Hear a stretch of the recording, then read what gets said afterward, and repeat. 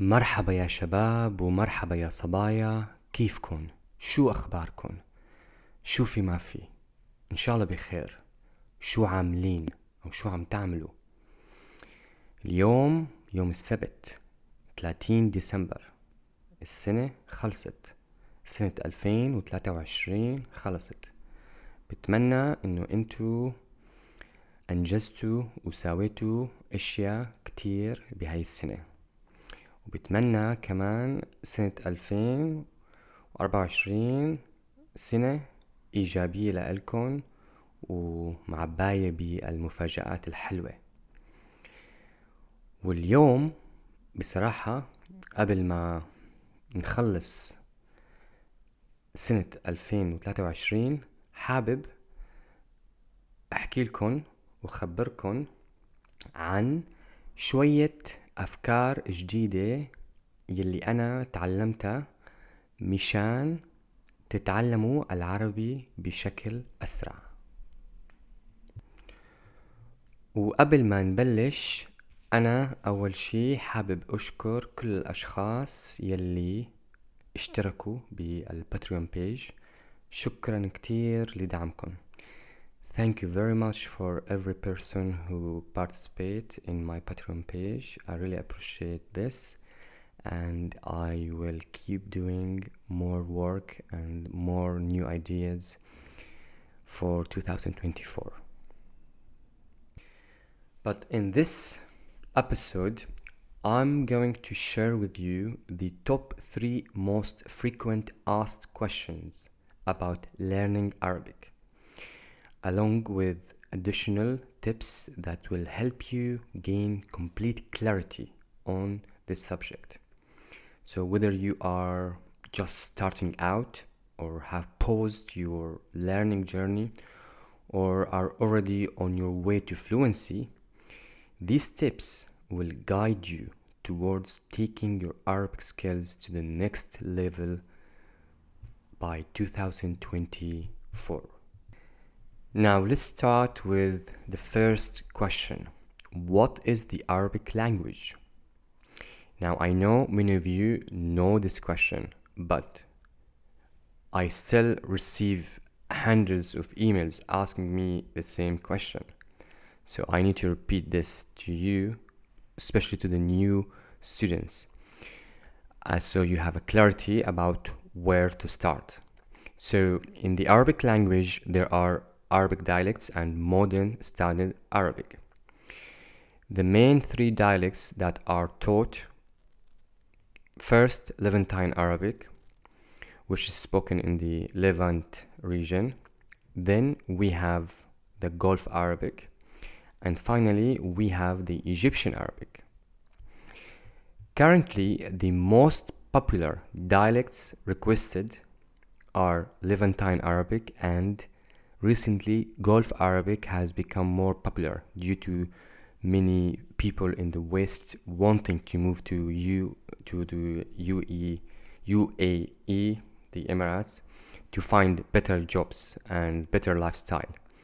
And also, it's tax-free. So, ممتاز. Now, the next question I get asked: should I learn modern standard Arabic or dialect? Okay, this is very important. Now, if you are wondering whether to begin with the dialect or modern standard Arabic, the answer is clear to me, but I need to clarify it to you. So if you search this question, should I learn modern standard Arabic or dialect, you will find that the majority of Arabic teachers, blogs, and articles on Google and Reddit, as well as universities like Oxford, SOAS, and Yale, are strongly advocate for starting with modern standard Arabic. Here's my opinion. I completely reject this narrative, and here's why. When I was teaching Arabic in Syria in 2005, I had many students from Oxford, Cambridge, Yale, and other universities who had studied modern standard Arabic for 2-3 years and came to Syria for a gap year to improve their Arabic skills. However, when I spoke to them in Arabic, they would pause and struggle to put a sentence together. They spoke in classical Arabic, which is extremely odd and weird to me. And when I spoke to them in Syrian dialect, they didn't understand anything. This made me realize that there's something wrong here. Even today, I still receive calls from students who have spent years learning modern standard Arabic, Fusha, yet they cannot speak it. This only, in my opinion, confirms that there is a significant flaw in the way Arabic is being taught in many universities. Now, let me explain this narrative from a different perspective. So, in the Arabic world, it is well established fact that every child born in the Middle East learn their native dialect within the first 5 years of their life. When they attend school, they learn classical Arabic. However, here teachers speak to students in dialect to explain topics like history, chemistry, and math.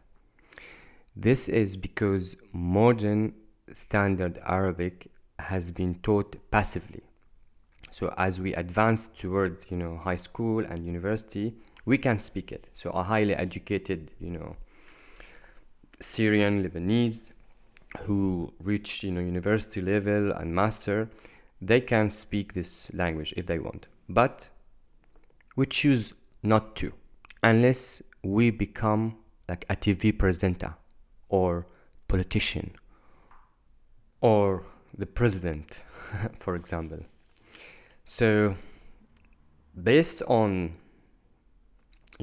everything I have experienced, and also based on my research, I can confidently say that the most effective and natural way to learn Arabic is to start by learning the dialect first.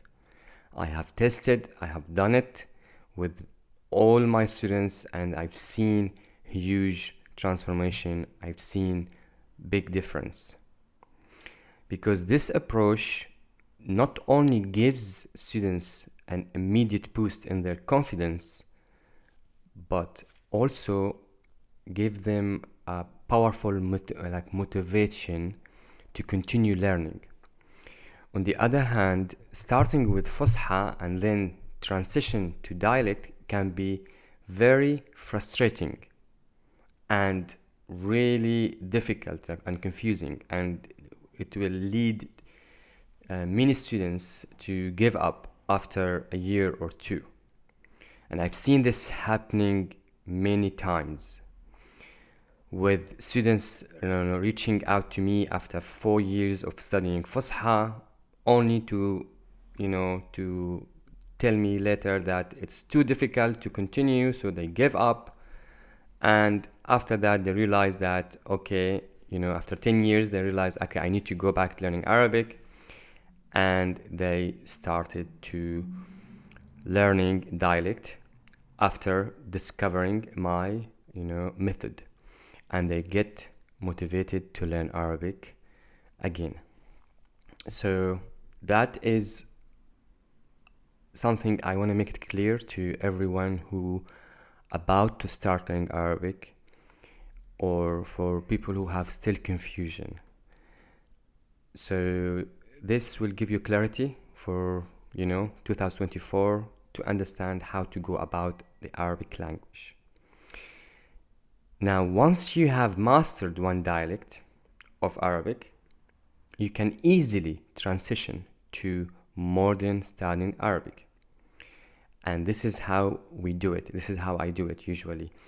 I make one of the students, very confident in speaking one dialect. Then I can make seamless transition to learning the modern standard Arabic. But to do this, you should always do it. You should also do it in a specific way, in a micro focus. That's how I call it, micro focus. And here's how you must do it. So let's divide the modern standard Arabic into 4 categories: Media Arabic, Business Arabic, Arabic literature, and Quranic studies. Then, after you understand these categories, you need to choose the area that interests you the most and gradually move on to the next area. From my experience, I would recommend to start with Media Arabic or Business Arabic. Because why? It's a very practical approach. Learning Media Arabic will, allow you to read the newspaper, will also allow you to understand, the news on TV, and also it will help you to, talk about complex topics. And gradually you can move to different part. But to approach, classical Arabic, Fusha, in a generic way, like using Al-Kitab رقم 1 2 3 يا لطيف, don't do it. It's an endless cycle. Tamam. So, now let's go to the last question. How can I learn grammar without affecting my ability to speak fluently? So this is a very important question, okay? Now, I know that most, books or most teachers, they emphasize learning grammar at the beginning. I also believe this is a false method or false way of doing it, and I will prove it to you. So the challenge with learning grammar, like in, let's say, the traditional way, it will put you in an analytical mode. It will make you overthink, and you will spend too much time perfecting your sentence. This can sometimes take you like 2 to 5 minutes to construct one sentence in Arabic. Imagine how patience we need to have. So if you learned Arabic in traditional way, it's going to harm your confidence. This is very important. And what do I mean by traditional way? Is like by actually learning it from the start and following the rules. This is called that, and this is how it works, and you start to go into this analytical mindset. Once you start to go into this way of thinking, it will dominate your way of learning. So you will always think all the time because you trained your brain to be analytical at the start when you learn the language, and this will stays with you forever. That's why you need to understand that you must train your brain to speak first. And let me show you and tell you how to solve this problem. Okay? First, I am not against learning grammar. In fact, it's very important if you want to speak Arabic fluently and articulate your sentences. Very important. However, I don't teach it in the traditional or analytical way.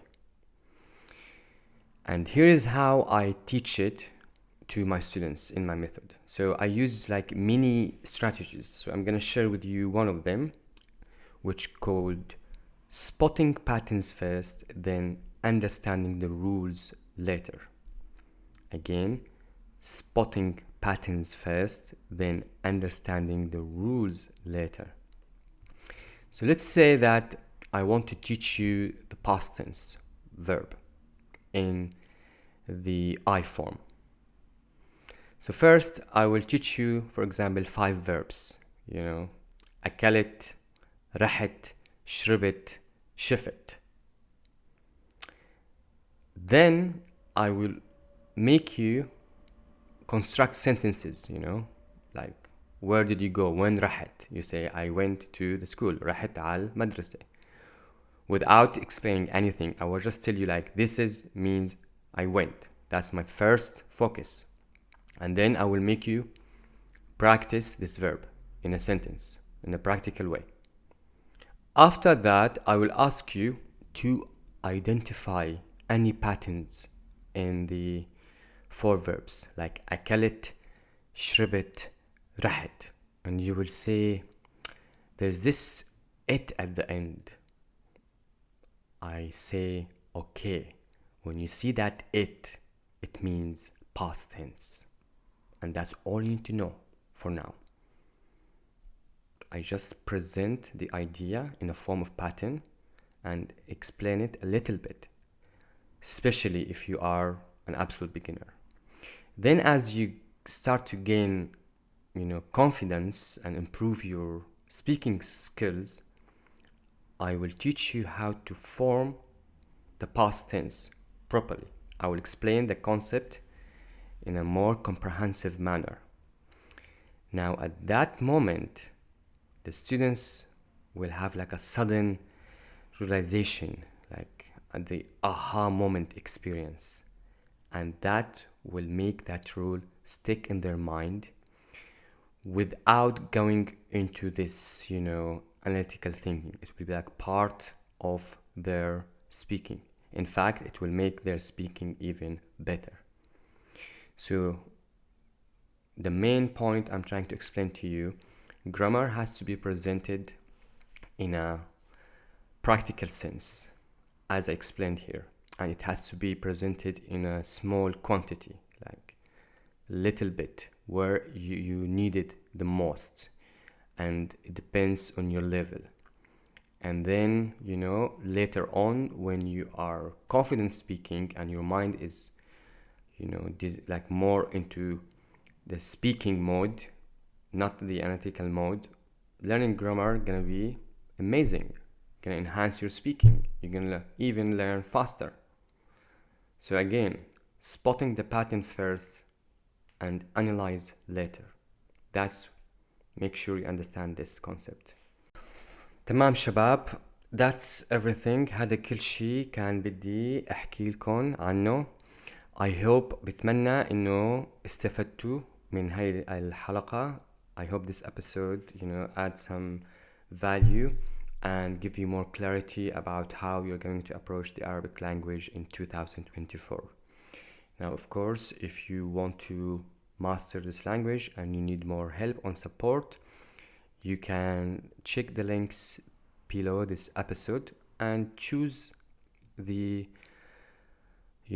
book or the course that suits you the most. وبشوفكن قريبا, بشوفكن ب 2024 مع حلقات جديدة وأفكار جديدة وإشياء كمان جديدة ومنتهية.